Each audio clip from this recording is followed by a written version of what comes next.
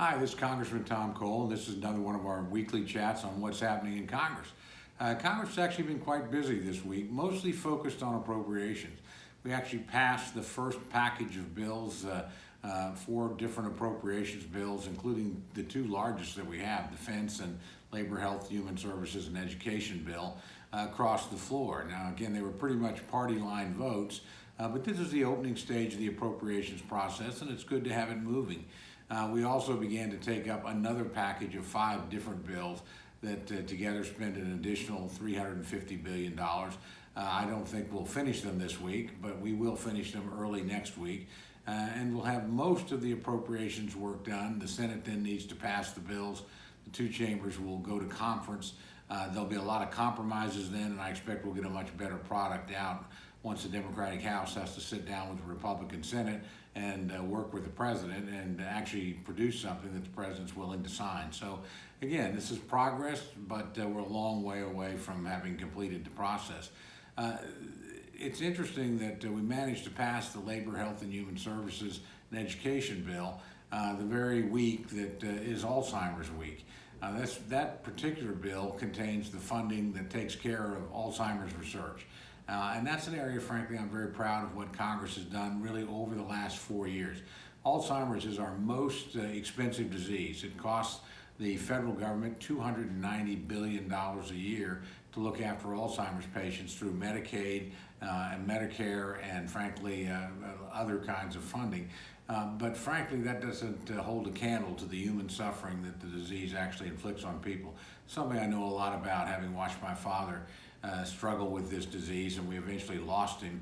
But the last 11 years of his life, he literally didn't know my mom, didn't know my brother or me, didn't know anybody. So I've seen this close, and I'm proud that Congress is really trying to do something. It's a smart thing to do because we're spending a lot of money on this disease. If we don't get ahead of it, we have no cure for it, no way to really slow the regression yet. Then it's going to continue to break the bank, so to speak. But much more importantly, dealing with the human tragedy of the disease, trying to help the families that are afflicted with this and give them some hope is an important thing for the federal government to be doing. And frankly, I'm proud of the work that I've been able to do. The quadrupling of the funding really happened when I was chairman of this particular subcommittee, and I'm proud that my Democratic colleague has continued to build on that. I think we can do a little better yet once we get a final bill, and we're going to continue to work on that. Finally, we end this week with some uncertainty about what's happening overseas. We've had a series of incidents with the Iranians that are very, very troubling. And according to our intelligence people, the Iranians have been involved in the attacks of 6 different tankers from various nations in the Straits of Hormuz. That does not include so far any American ships. But we have had Iranian efforts, we believe, aimed at American interests. The Iranians working through the Houthi rebels in Yemen actually launched a missile into Saudi Arabia, an important American ally. We also had missiles sent to southern Iraq at an ExxonMobil station, so American facilities, if you will.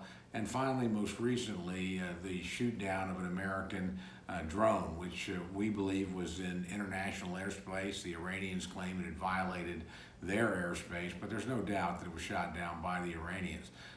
The president, I think, is trying to find a measured response to all this.